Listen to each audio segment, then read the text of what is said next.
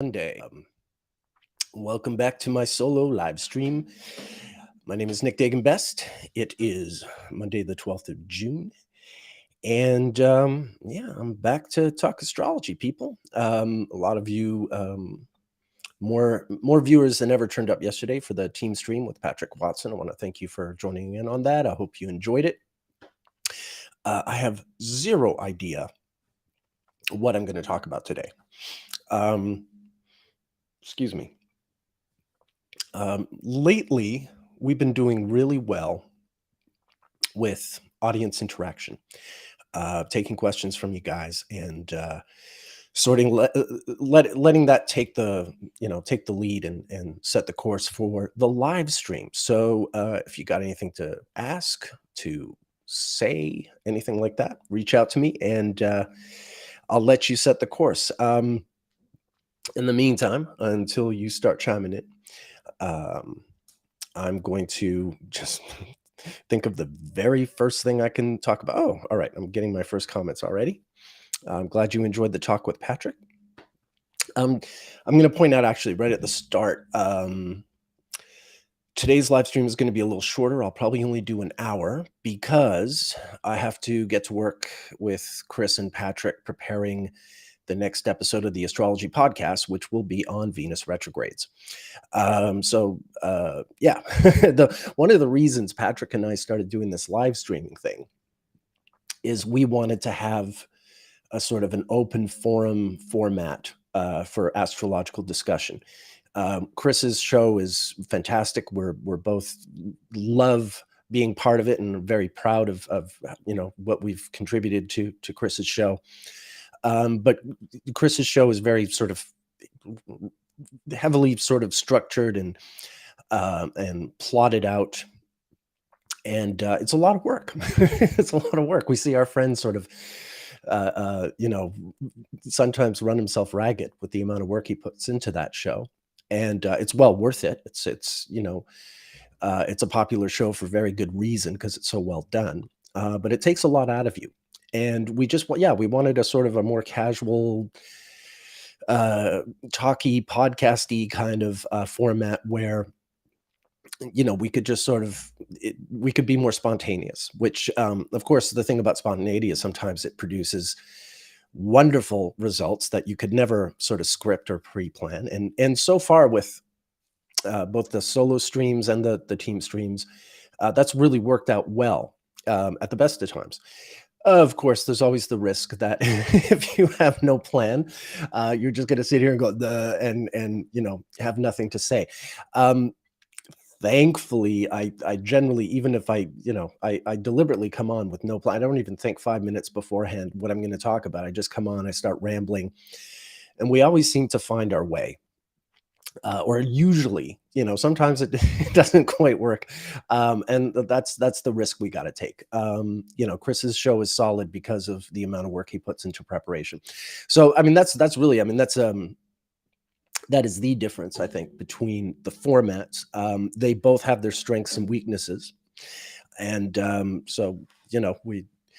it's nice to be able to sort of work with both formats here and there.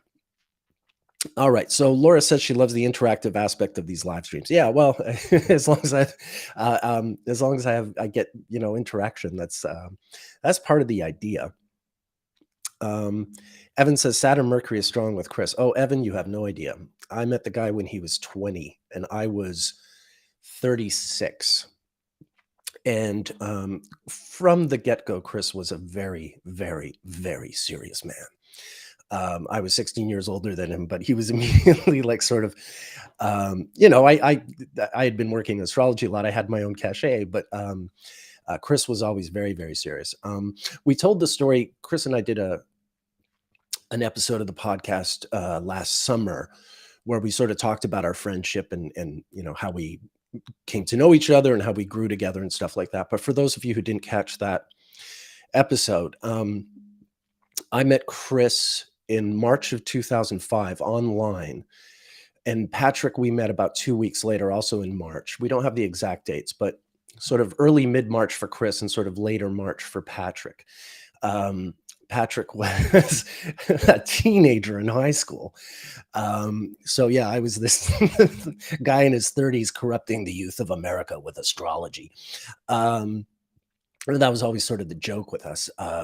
They were already pretty set in their course of astrology by the time they ran into creepy old me. Um, Oh, Chelsea's got an interesting question. I'll just finish this thought.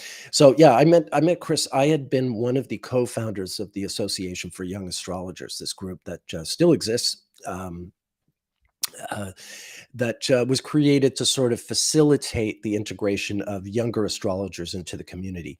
I think one of the best things we did was to have this sort of, we would rent a hotel room that was a sort of crash room. Of course, a lot of younger people can't afford hotel rooms for the big astrology conferences. And this way, we had this sort of crash room where people could bring their sleeping bags or whatever, and you'd have like 20 people packed into a hotel room, and that made it possible for them to attend and participate. And I think it really did a lot. I see Kai's picked up on my corrupting the youth joke. Yeah. So we started the Association for Young Astrologers. We put a lot of work into founding it. My friend Michelle Gould did all the sort of the legal legwork and getting us registered, or whatever it is these government sort of things involve, of which I'm sort of less than ignorant. But yeah, we put a lot of work into sort of setting it up, and then nothing happened for a year. We set it up over the course of 2003, 2004, and then like a whole year went by, and we didn't really do much up with it. We set up a website. We sort of made this big grand announcement, and then nothing happened. And so in March of 2005, we get this very irritated message from some young punk in Seattle who's complaining that the Association for Young Astrologers isn't doing anything, blah, blah, blah, this and that. And a couple of people in our group who had founded the association, they complain like, who the hell does young punk think he is? Where does he get off criticizing us? And I said, no, he's absolutely right. You know what? Let's make him president. And that's what we did. So at 20 years old, Chris Brennan exploded onto our stage, and we made him the president of the Association for Young Astrologers, and he did a really good job of sort of picking up that torch. We had it was almost like we had created the structure. Well, we created the structure, but that sort of handed it to him, and that was the idea of Aya, is that it would always just sort of pass from hand to hand, and hopefully sort of maintain its mission and its integrity. I'm completely ignorant about what Aya's up to these days, but it worked well for a long time, and I hope it continues to work. And if it's not working right now, then I hope it finds its way again. All right, enough about that. I had a pretty good question from Chelsea. Can I discuss my views on the qualities of Venus with regards to sect as a morning star versus evening star? So black periods and white periods specifically. Okay, this is a great question. You're right to the heart of so much of what I'm wrestling with. Now, I do find some things here. I'm gonna pull up some chart files while I ramble, or some slides rather, while I ramble. And this way I can show you stuff. As examples. Okay. By the way, there's construction going on nearby. There's occasional buzz saws and whatever. I don't think, like, I can hear it when it's going on. I'm not sure my mic will pick it up, but please let me know if you do hear it. There's not a lot I can do about it. But if hopefully it doesn't become distracting for anyone.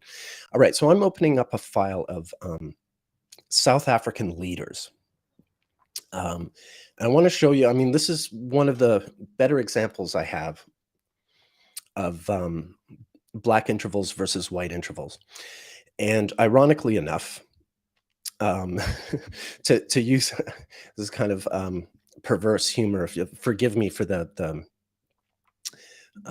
association here, but as it turns out, one of the better examples to explain the difference, or to explore the difference, because I'm not sure I'm entirely prepared to explain it yet, but to explore the difference between black intervals and white intervals, ironically, in a sense, it shouldn't be ironic, but it just kind of is because of language.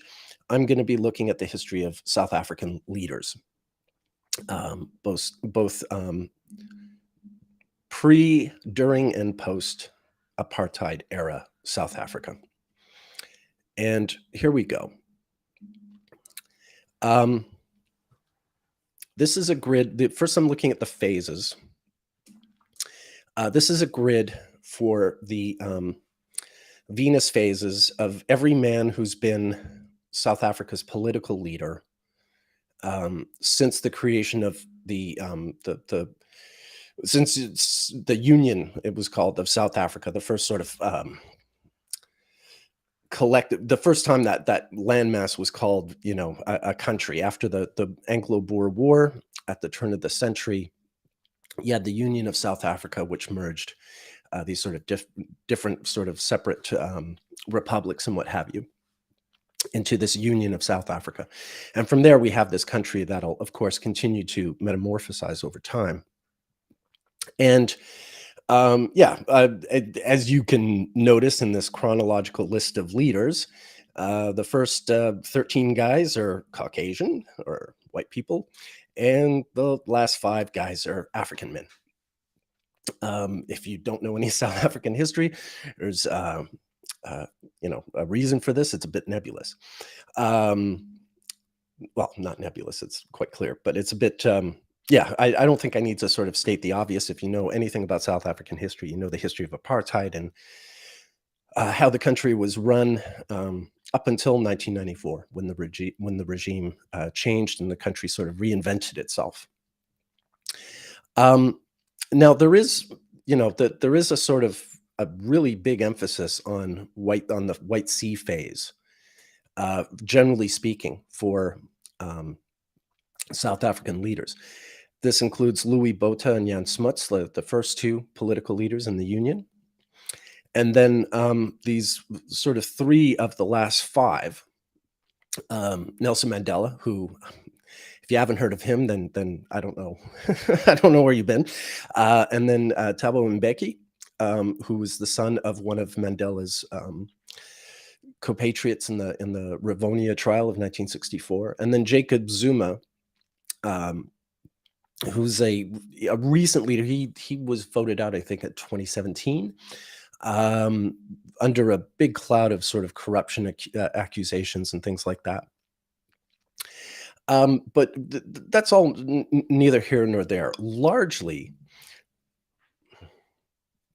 the thing that impresses me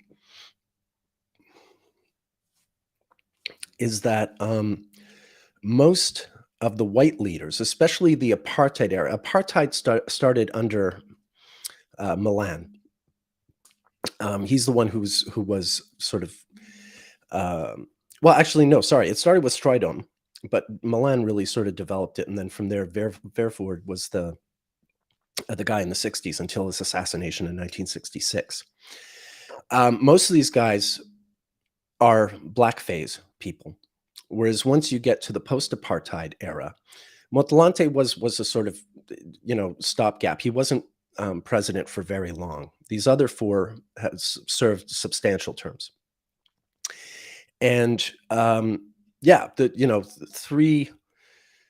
of the 5 African leaders are actually born during the rising phases of Venus, and most of the really consequential, especially the apartheid era leaders, were born under the setting phase.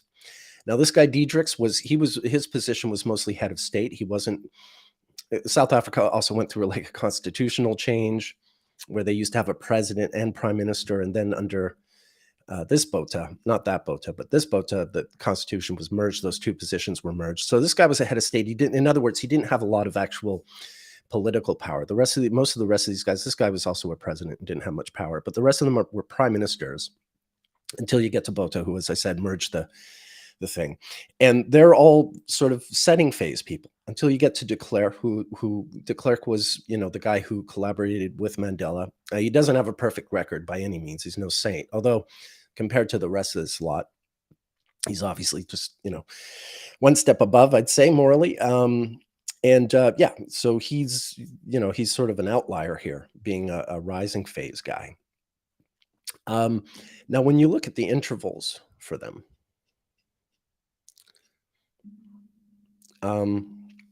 you still get a really large number of white threes and a large number of black fours.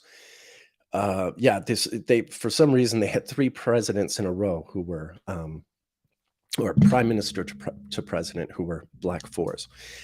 So it's sort of interesting. I mean, obviously, it's a country with a reasonably short history. I mean, the Union of South Africa was created in 1910, so we're just talking about 113 years of history here. But hopefully, this all sort of this starts to. This is one of the examples that really struck me that because these are two very different regimes. Obviously, pre and post apartheid at South Africa are very, very different regimes, and it struck me how largely divided it was between phases between these two guys. Now, where am I going with this? Let's see. I'm just going to catch up with the questions here. So where am I going with this? Basically, like there is some lore, like Mesoamerican astrology, where they say that Venus as a morning star is more warlike than the setting phase. In my experience, I really don't see one being more warlike than the other. You get your hawks and your doves in both the rising and setting phases. Ditto for sort of the mundane transits of Venus. Some wars break out during rising phases, some wars break out during setting phases.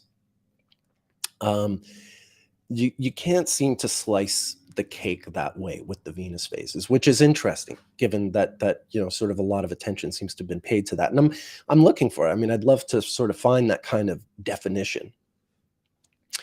But it's still a bit tricky to sort of work out exactly how the rising and setting phases differ from each other.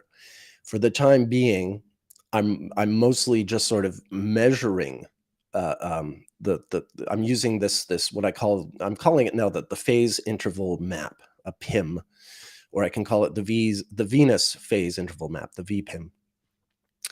The PIM is meant to, like, it's a map. It's meant to just sort of take that 8-year Venus cycle and divide it into these identifiable parts, so that no matter when in history you're looking at astrological charts, you can identify where in the phase you are in that sort of constantly rotating phase that moves backward through the signs over time. So I want to measure it, and I'm tracking it. So I get these sort of interesting results, like I found with South African leaders. But that's about as that's one of my better examples, and it's not exactly perfectly illustrated just yet. This is a work in progress.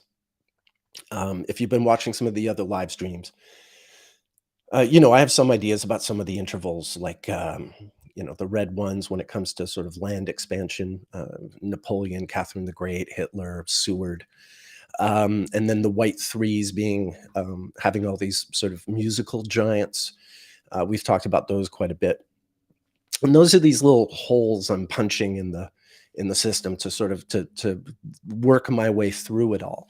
And that's another thing I'm using the live streams for. I find this dialogue is first of all helping me articulate things that are carrying around in my head and don't often have anyone to talk to about, and then also just the feedback with people. I mean, questions like this put me in a position where I have to try to explain what I do know and be frank about what I don't know, or at least don't know yet. And so that's where I'm going with that.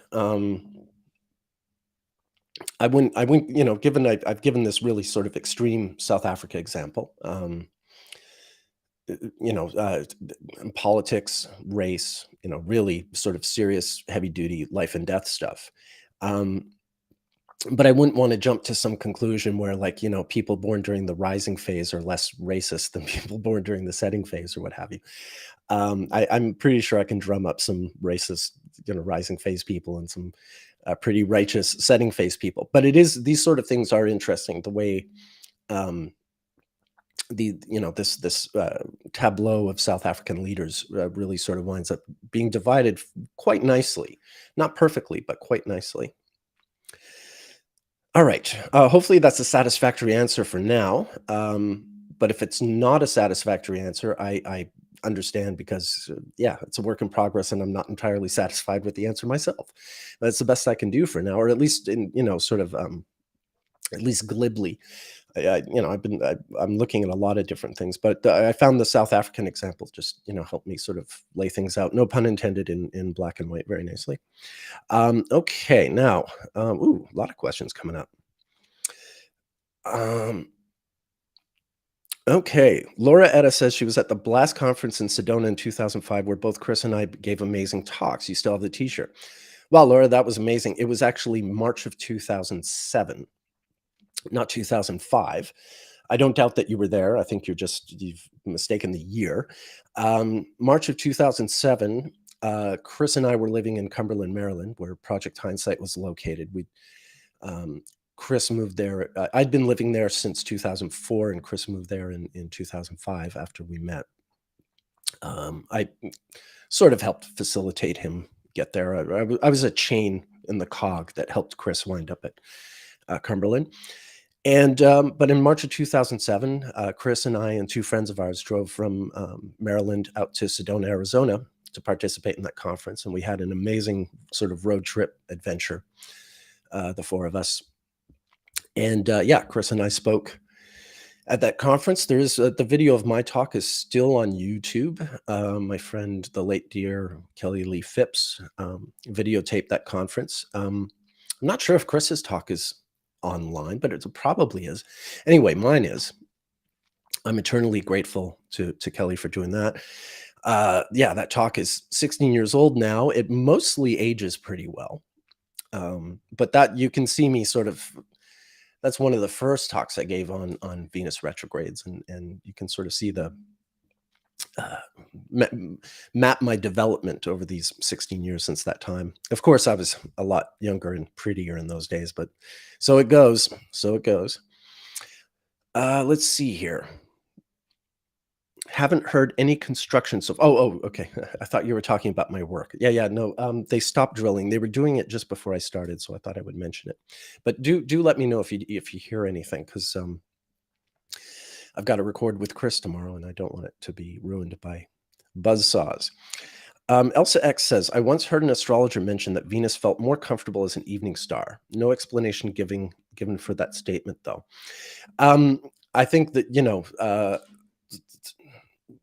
probably the presumption that Venus being in the lunar sect would be more comfortable as an evening star, because it's a nocturnal, it's of the nocturnal sect, and you think that the evening star Venus is going to be happier than the morning star Venus. I don't have any reason to think it's one way or the other in that sense.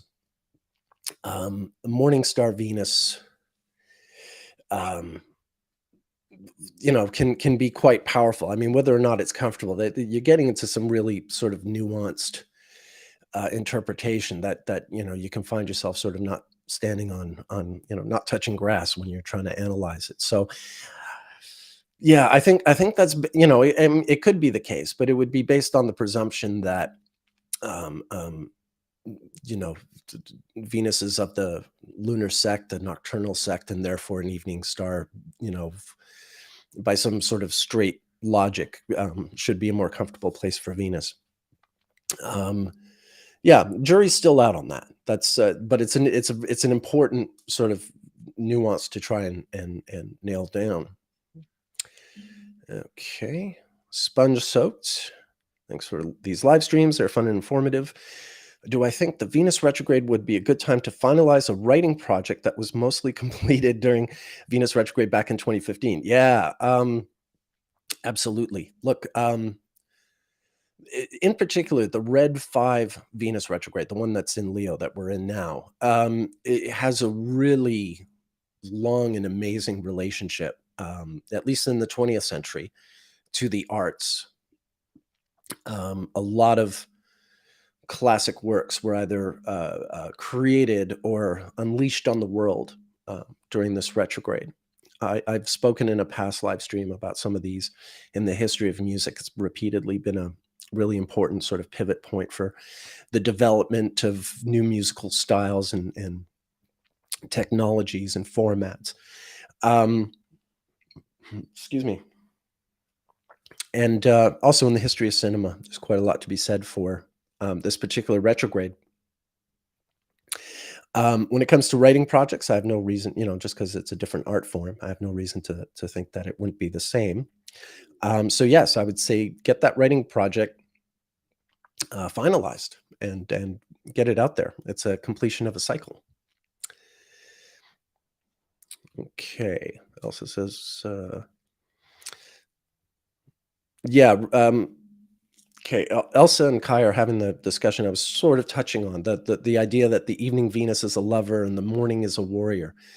I mean, you know what, folks, I could sort of take you. I've got all these different slides uh, of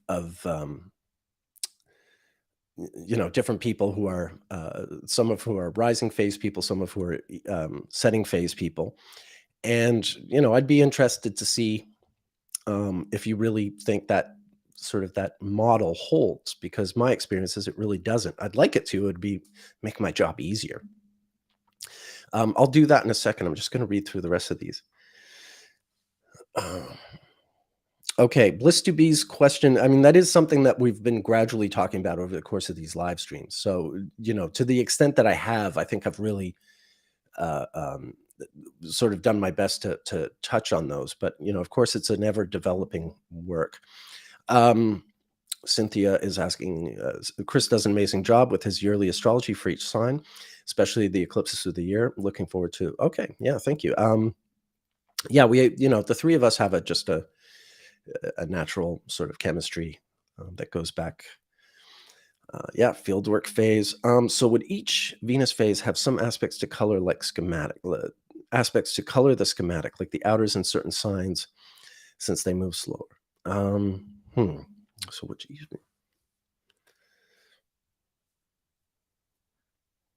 I'm not sure I really understand the question, Chelsea. I'm reading it over a few times.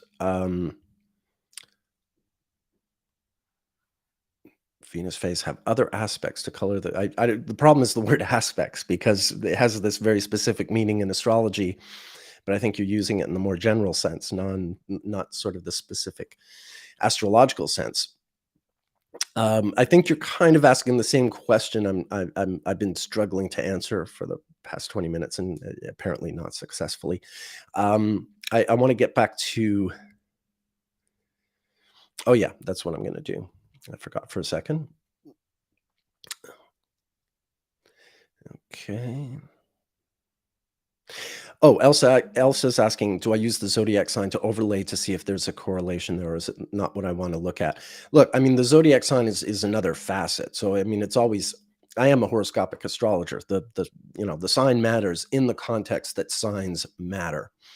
But the PIM is mapping something else that is sort of overlays over the signs, and there are these sort of two moving parts, or one is a moving part over. Yeah, the signs are fixed. The tropical signs are fixed on the ecliptic relative to the solstice and equinoctial points, but then the Venus phase is sort of like this wheel that turns over it, and you don't want to try and like tie the phase, the PIM to the zodiac is like, trying to like take your bicycle chain and nail it in place so that it can't move. Whereas the whole idea is that, for the bicycle to work, it has to move, it has to be rotating. So you very deliberately do not want to just sort of lock it in. For now, the red 5 has to do with Venus retrograde in Leo. In the 20th century, it had to do with Venus retrograde in Virgo. In the 19th century, it was Venus retrograde in Libra.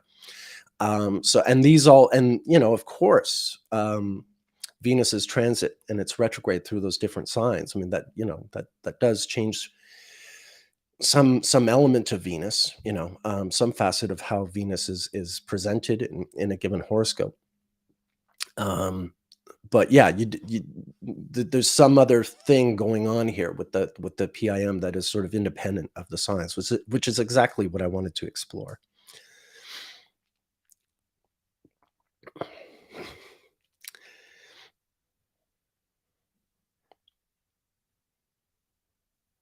Okay, yeah, Zelensky and Macron. Yeah, no, I mean, I guess I get what you're asking. I mean, of course, for instance, the Venus retrograde of 2015 had Venus conjunct Jupiter, and the one in 2007 had Venus conjunct Saturn. And so, even though that was a sort of a red five cycle repetition, 2007 was very different from 2015 in the sense that Venus was configured to very, very different planets, and so the outcome was, inevitably different. But there's still, at the same time, something cyclically consistent and topically consistent between the two. So it's a combination of what's the same and what's different, if that makes sense. PIM seems to be more of a timing technique, which of course has qualitative aspects in different areas, but really is pointing more to delineating time segments. I couldn't have said it better myself. And with that in mind, I'm going to jump in and just randomly show you guys evening and morning star people. And you tell me if you think there's like a really important distinction. Whoops, I just opened the wrong file. A really noticeable distinction, shall I say, between the two. And here we go. It's about to open up. Bear with me. Oh, hi, Crushed Orchids. Yeah, I did mention earlier, it is going to be a shorter live stream today. I'm going to do another like 25 minutes, well, half an hour or so, because I have to prepare with Chris and Patrick the next astrology podcast episode on Venus retrograde. So while you might be robbed of my full attention, my full episode today, it's for a good cause. It's for what'll be a really dynamite episode of the astrology podcast, which, as I said, takes a lot more preparation. Okay, so I'm sharing my screen with you, and these are just this is all my C phases, evening star and morning star, or rising and setting C phases. And there's all kinds of people here, political people, arts people. So, Groucho Marx is an evening star. Yeah, I guess he's kind of a lover. But Dwight Eisenhower, I don't know. How does a Mennonite wind up going to West Point and becoming that's America for you. Is he more of a lover than a fighter? I don't know. He's a military general. Michael Collins. Liam Neeson played him in a movie in 1992. For those of you who don't know Irish history, Michael Collins was a really important sort of guerrilla fighter in the Anglo-Irish War that followed the First World War, and in the Irish Civil War, which resulted in, that was a result of the partitioning of Ireland. A lot of you might know there's Northern Ireland and then the Republic of Ireland, and Michael Collins, ironically, was part of the party that agreed to partition, and that's what led to the Civil War and his eventual assassination by the rival faction who didn't agree with partition. But he was, he carried out this sort of guerrilla war in Ireland against the British Army and the British police force, who were called the Black and Tans. There was a lot of horrible stuff going on both sides. But yeah, he was, even if you're completely sympathetic to his cause, there's no denying he committed a lot of, really violent acts, people getting shot and what have you in public squares, and, not always guilty people. Sometimes there were just, people caught in the wrong place in the wrong time. So yeah, there's something of a lover there, in the sense that, I mean, you can always argue he had his cause, he had his reasons, but that tends to be true of just about everyone, even the ones you don't agree with. But there was a lot of bloody work on his hands. Charles de Gaulle, here's another military guy. He's a setting sea guy. Not a super violent man, but I wouldn't call Charles de Gaulle a lover. um, yeah. Anyway, moving right along. Rudolf Hess, Khrushchev, the former King Edward VIII. These three guys are white seas. Are they warriors? Khrushchev, he might have banged his shoe at the United Nations and threw some pretty epic tantrums. But he demonstrated in the October missile crisis of 1962 that he was ultimately a man set on peace. He and Kennedy sort of came to that conclusion at the 11th hour that maybe nuclear war wasn't going to solve anything. Yeah, I mean, ultimately he did more to sort of, I think, well, he did some things to make the Cold War worse, and he did some things to help resolve it. It's kind of a mixed bag. Which is, I couldn't say anything better about any American president from that era. So it is what it is. But yeah, I don't know if he's entirely like the best example of a warlike guy. Rudolf Hess, well, he's a rising sea. Now he's a Nazi, and so we hate him. But to give him credit, he's the only Nazi who, tried to negotiate peace to stop the war. For those of you who don't know, he in 1941, as the war was with Britain was already, well underway. Pearl Harbor hadn't happened yet. The invasion of of Russia rather, hadn't happened yet. But already Hess was uh, distraught over the course of the war, and he flew on his own without telling anyone, a solo flight to Scotland. He was trying to get to Britain so he could talk to Churchill and try to resolve the war. And he was ultimately taken prisoner and tried at the end of the war in the Nuremberg trials, and spent his life in prison until I think he actually committed suicide in '87 in prison, Spandau prison. He was one guy. He was one man who had a whole prison to himself. Kind of bizarre. But yeah, Nazis are bad people, but and they're warlike people, and he's supposed to be a warlike guy, but he's out of any of the upper brass of the Nazis. He's a guy who actually tried to, barter some kind of peace, and so he's not the Nazi you would expect to find in a rising phase. I think, given that sort of logic. All right, moving right along. You do get some guys like, okay, this guy, he was Gavrilo Princip. He was a Serbian nationalist, relatively obscure, except for the fact that he basically caused the First World War, or at least, well, not caused it. He triggered its onslaught, but there was a lot of stuff building up to it. He's the guy who shot the Archduke Ferdinand. You may not have heard of Gavrilo Princip, but you probably have heard of the Archduke Ferdinand and how his murder and the murder of his wife in Sarajevo triggered the outbreak of the First World War. So, okay, he's a rising sea guy, and he's famous for doing one thing, which is shooting a defenseless middle-aged couple in their carriage. So there's something to support that theory there.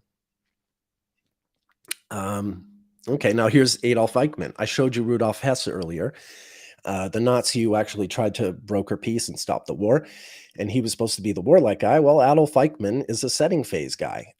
This is like he's at the other end of the spectrum from Rudolf Hess.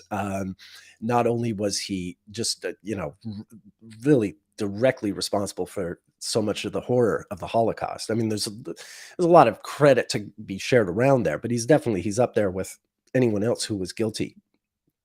But he escaped to Argentina, and he was there for quite a while. He was only arrested, I think, in the early 60s, maybe the late 50s, by the Mossad in Argentina, and he was put on trial and executed in 1962. So, yeah, I mean, even that Nazi analogy right away, like why, if rising phase people are warlike and setting phase people are lovers, why would Hess be the Nazi who's a rising phase guy? And why would Eichmann be a setting phase guy? All right, I'm going to come back to examples, but I just want to See what you folks think of that so far. Um, oh wow, a lot of comments. Okay.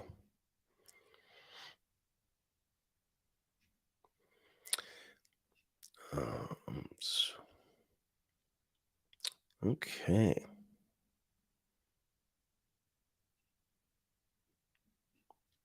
Chris and Lisa are awesome. They sure are. Okay. Oh, Easter Rising. You lived in Ireland for a while. Well, Elsa, the Irish Easter Rising is a great topic for Venus retrograde because not only did, for those of you who don't know, in the middle of the First World War in 1916, um, some Irish nationalists banded together and took control of they set up a little militia. They took control of the Irish post office and they declared the Republic. This is Ireland's version of America's Declaration of Independence, but it's a lot more dramatic because it was done with a military takeover and with the British Army fighting them in the streets and ultimately defeating them. They didn't really stand a chance. And the seven ringleaders of the Irish, of this Easter uprising, they were all executed. And the thing is that the Easter uprising, it happened in April of 1916 during a red 3 as Venus was getting ready to go retrograde. And at least 5, but probably 6 of the 7 men who were considered the ringleaders, who had their signatures on that proclamation, were born during red intervals. And yeah, eventually I'm going to make a video about that whole thing because it's a really fascinating story. But talk about Venus retrograde. It's just all over that stuff. And then I showed you Michael Collins. Well, his sort of adversary, um, the future president of Ireland, uh, Eamon de Valera, was also a red 2. He's born almost exactly 8 years before Michael Collins. So there's all this Venus retrograde stuff in that part of Irish history, which I find really interesting. Okay.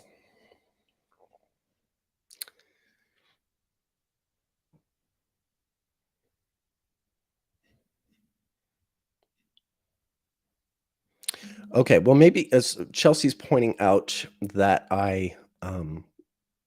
a lot of fire sign Venus and water sign Venus in my examples. I've got a lot of examples. I might have just by accident randomly focused more on fire and water, but that wasn't deliberate. I was just trying to show face. I have a lot of other ones too. Um, yeah, Elsa's yeah, you're absolutely right with your analysis, Elsa. I'll do a whole episode on that at some point. I'd rather a video. I have spoken about it in the past. Anyway, I just wanted to sort of illustrate that little difference. I think the Nazi one was pretty good. Who else do I have here? Like you can see, I have all kinds of people. Soviets, poets, movie stars, scientists, sports announcers, first ladies, uh, great heroes of peace, relatively obscure Soviets, relatively obscure Kennedys. Yeah, just Watergate, Watergate break-in guys from the CIA. Vice presidents, more poets, more musicians, more more CIA Watergate break-in guys. Um, yeah, well, this is another one. Two of the guys who were involved in both the Bay of Pigs of 1961 and in the Watergate break-in. You have Eugenio Martinez, who's a setting sea guy, supposedly a lover, and then E. Howard Hunt. Uh, Both of these men were involved in both those operations, and they're totally CIA military guys. But why would Okay, so Hunt's a rising phase guy, but Martinez was also a soldier. And a paid asset of the CIA and Watergate burglar. Why is he a setting C? What's the difference between the two men? Hunt was Martinez's superior in this whole operation, but that doesn't necessarily account for the phase difference. Anyway, I mean, I could keep going, but I think you get my point. Oh, yet another Watergate guy. I forgot so many C phase guys were involved in the Watergate break, and the Watergate break, and of course, having occurred during a Venus retrograde, a red 3 Venus retrograde. So there you go. The well, wonders never cease. Um, these three people, Miles Davis, Marilyn Monroe, and Allen Ginsberg, they're three of this is I consider them a trio. They're born about a week apart. How many days between Miles and Alan is like 8 days between them, 9 days. So just over a week between the three of them. And I really love because all three of them have very well documented lives and very detailed chronologies. It makes them really a really wonderful trio to study together in terms of transits and stuff. Long ago, I made a video about the three of them, which I want to update. It was long before I had the intervals and everything. Of course, the great John Coltrane, who played in Miles's band, Chuck Berry, more Nixon guys. I'm not sure. Like I said, I'm just sort of running through these and giving you guys. I just wanted to illustrate how it can seem pretty random. Um, oh wait, am I not sharing? Looks like I'm not sharing my screen. Damn it. Okay, did I just screw up? I did screw up.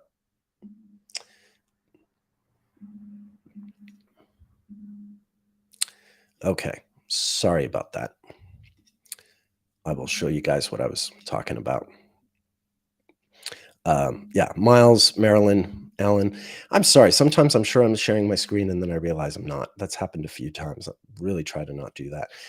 Yeah, here's the Watergate guy. Here's another Watergate guy, the people I was just talking about. I know I'm being kind of scattered here. Third Watergate guy. I just wanted to show you that I really can't find a discernible difference between rising and setting phase people in that sort of qualitative sense that okay, so Charlie Manson was a rising guy and that's supposedly more warlike, but like I said, I've been finding quite warlike people in the setting phases and less warlike people in the rising phases, and it just doesn't seem to be as simple as that. And like I said, I wish it were because then I would be able to, uh, latch on to that and it would make my job a lot easier. Okay, now let's see here. Your teacher said years ago, morning star Venus is Lucifer, bringing light and is hard to and challenging in the background, and evening star Venus is Aphrodite and kind of more peaceful. Yeah, I know that. This is what I'm saying is that lore is out there, and but the examples just don't bear it out. At least not as I'm looking, and I'm doing my absolute best to sort of map this and get a handle on it. And while the Venus phase and interval map really reveals a lot, astrologically, more timing than quality. And definitely when it comes to the phases, I just don't see that kind of pattern involved. It's just not as simple as that. But maybe it does, like, the obvious thing to explore is uh how setting phase Venus or rising phase Venus, how they each operate in diurnal or nocturnal charts. That's where I have to go with this. And maybe in that kind of analysis, I'll arrive at something. As you can see in some of my examples, I don't have birth times, and if I don't have a birth time, then I don't have angle lines. And I have no way of knowing if a given chart is diurnal or nocturnal. But I do have a lot of time charts as well. So yeah, this is a setting chart. This is nocturnal. So maybe this Venus is in a better position than uh, say Charles Manson with this. Well, that's a diurnal Venus, but it's under the beams. I guess he's not the best example. But yeah, this is. Oh, once again, I'm not sharing my damn screen. What the hell's wrong with me? I thought I was. Um, but yeah, as things stand, I just don't see that kind of thing playing out. And it gets repeated by teachers. Because it's written about. I think when I first started, I think it might have started with Bruce Schofield when he wrote this article on Mesoamerican astrology in 1999. Um, and I had the great fortune of meeting him that summer. The first astrology talk I ever gave in New York City in June of 1999, a week before I wound up ever hearing about Project Hindsight. It was a great summer. It was a red 5 summer. It was a Venus retrograde summer. But yeah, Bruce wrote this article about Mesoamerican astrology to sort of, introduce us to how Mayan astrologers viewed the planets, and there was a strong focus on Venus and this idea of there being a sort of a war Venus and a peace Venus. It was very interesting and compelling, and I think that work sort of found its way uh, into the astrological discourse. When it came to Hellenistic astrology, although we certainly had, you certainly were looking out for phases, and the nocturnal diurnal consideration, came out of nowhere and became a very important thing to look at. Um, it sort of some of these things got sort of paired together and fused as astrology is wont to do. But yeah, I just don't see it yet. I think the ultimate test, horoscopically. I mean, some of you have been pointing out, like Charles Manson's Venus is in Scorpio, so that maybe that makes it weaker. But there, you can see how many variables there are to measure in order for this kind of thing to really have any uh, meaning at all, and we're just not there. So what I want to see is I want to see if like a setting phase Venus in a diurnal chart is demonstrably less at ease than a diurnal Venus in a diurnal chart, or a rising phase Venus in a diurnal chart, and so on and so forth. All right, keeping up with the questions here. A lot of great feedback here, folks. Thank you.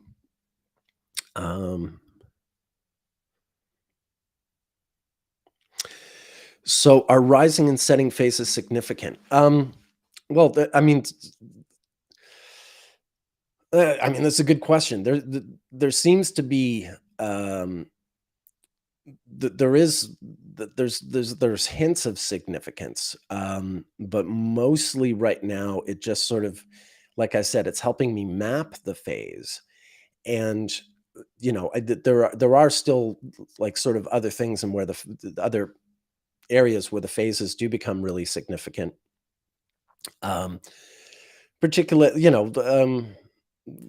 like a visible Venus versus Venus being under the beams, and sort of knowing where in the rising setting phase, relative to the sun, Venus finds itself.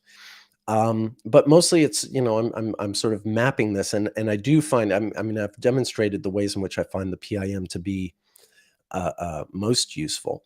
But yeah, I am more drawn to looking at the intervals than the phases. The reason I added the phases to the map was I felt that was an important sort of consideration to have relative to the intervals. But the intervals are really where you get the most interesting results in terms of finding themes and consistent patterns over time.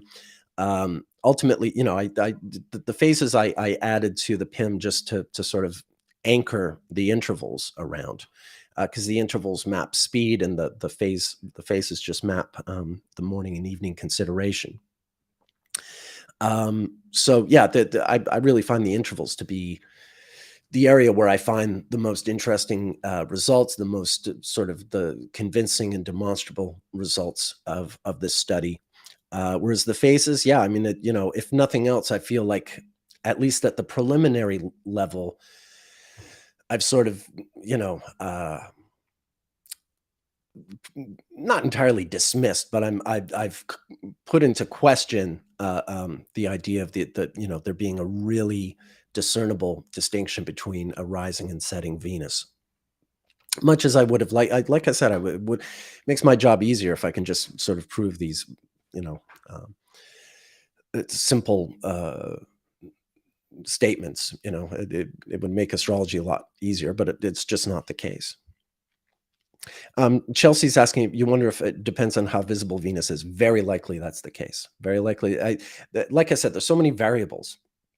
involved here. It's not merely whether Venus is a rising or setting phase, but is it a diurnal and nocturnal chart? Of course, the aspects to other planets matter. The house placement certainly can matter. Yeah, all these different variables matter. But out of all that, I've gotten so much out of looking at the intervals and dividing them the way I have, and exploring history with them, that they're really the engine that compels me to keep searching. If I was just looking at phases and I came up with the results I was just showing you, I would probably be too disappointed and discouraged to keep studying. um, I'm not. Like I said, I think we just have to look at the sort of the nuances of every sort of example. All right, let's me see here. Emerald Rose de Leon. What I see mostly with regards to Venus phase is she's imparting influence upon Solace when she's zodiacally previous, or diurnal when she's working for the sun while latter. Do you say, for instance, a red 4 is greatest synastry sympathy with other reds from other cycles or from other intervals in the fourth cycle? That's a great question, Emerald. Red 4 has some very interesting sympathies. I talked in one of the previous live streams about there's a curious relationship between red 4 and black 2 that sort of plays out over history over and over and over, particularly in the 60s, actually, not all throughout history. But in the 60s, you got all these interesting combinations of red 4s and black 2s who, like, when you look at the grid, they don't have any sort of, symmetrical relationship. But everyone from I went through a whole list. I think I have a slide somewhere, but I don't really have time to go through it. I'll try and bring it up at one of the next streams again. But the other thing I would say to that is, what I have found in terms of, like, to the root of your question, or the meat of your question, there isn't necessarily a sympathy between red 4s and the other reds. It can be a bit more contentious. Another example I gave was how red 4s and red 5s in history have this sort of relationship of sometimes being allies and sometimes being adversaries. And I gave the examples of, like, Lenin and Trotsky. Lenin was a red 4, Trotsky was a red 5.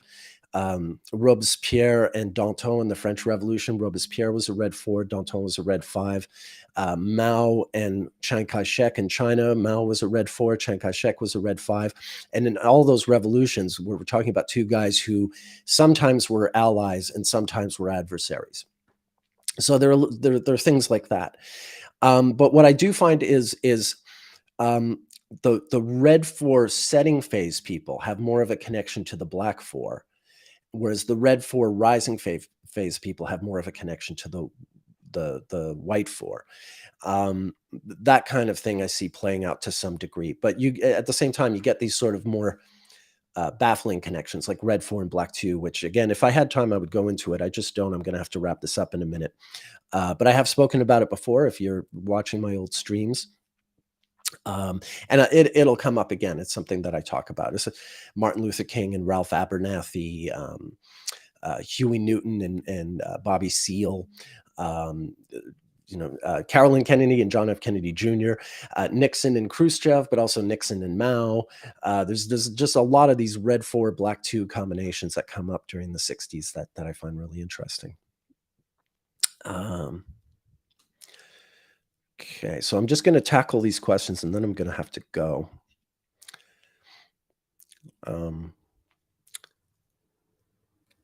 Yeah, Emerald, that's right. So it's each of these 20 divisions are pretty unique and each have more bespoke relationships to one another. Yeah, that's a really great way of putting it. And then I want to ask or answer Crushed Orchid's question here. With all the information, can I advise clients how to best utilize their Venus? I mean, that's a case-by-case basis.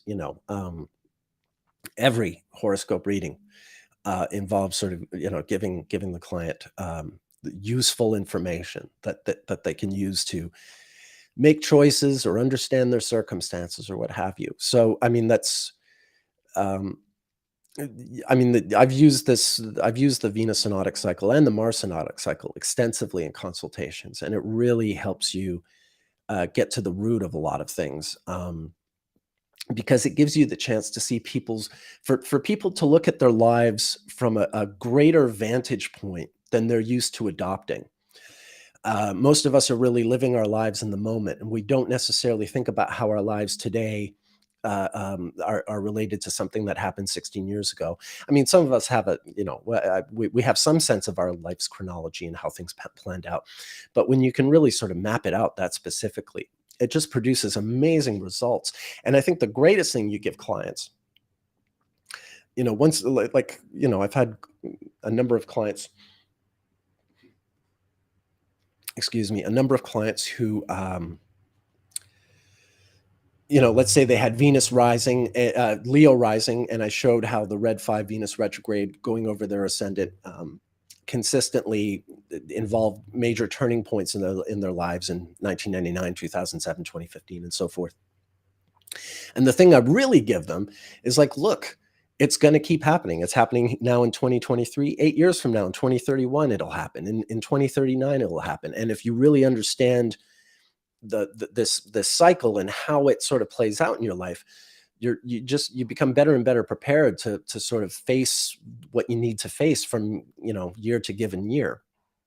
And that's an amazing thing to be able to do, because you're not just giving them a reading for now, you're giving them information that's going to be useful for as long as they're alive, because that cycle, that Venus cycle just keeps repeating itself.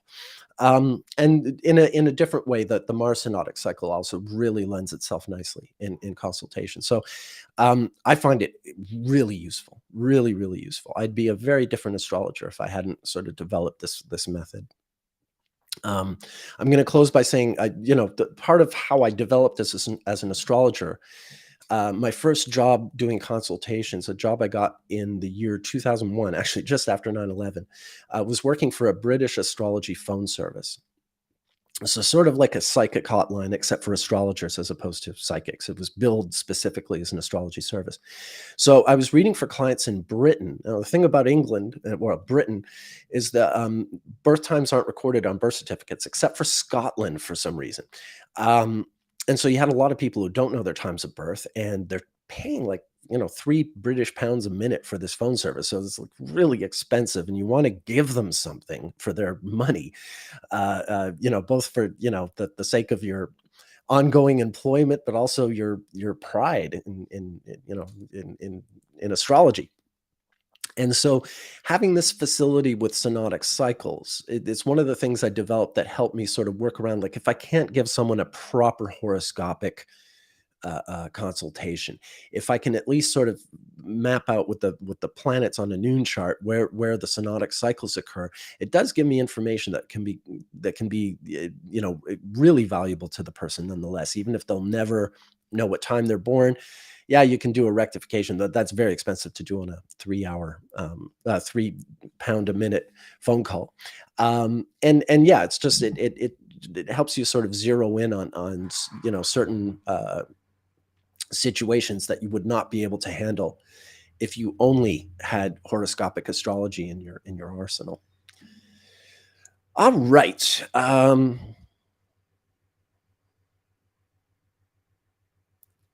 Yeah. Okay. Yeah. Laura's mentioning the American Civil War. That's something I'll definitely talk about. I've got in my slides, I've got the charts and Venus phases and intervals for all the major generals in the American Civil War on both the Union and Confederate side. So it's a really interesting study. I can't wait. Remind me, either on the team stream next Sunday or the next solo stream next Monday. Remind me to bring up the American Civil War, because that's something I haven't talked about yet relative to the Venus synodic cycle. And there's some really, really interesting stuff there that I look forward to discussing. So yeah, fantastic, Laura. Thank you for suggesting that. That's something I can really, that's something I could probably do a whole live stream about, one whole live stream about. So cool. All right. Unfortunately, like I said, I have to drop it there. Chris is already messaging me like crazy, probably wondering where I am. So I'm going to get to work with him, and yeah, stay tuned. Probably in about a week or so, you'll see a astrology podcast episode featuring yours truly talking about Venus retrogrades. And have yourselves a fantastic week. Thank you, as always, for showing up. My name is Nick Dagan Best. My website is nickdaganbestastrologer.com. If you'd like to have a consultation, my books are open, and I love giving readings, especially to this great new generation of really sharp, seasoned astrologers, people who already, sort of know their stuff really well, and come to me for that next level of high octane planetary synodic cycle magic. All right, fantastic. Have yourselves a great day, a great week, and I'll see you next weekend.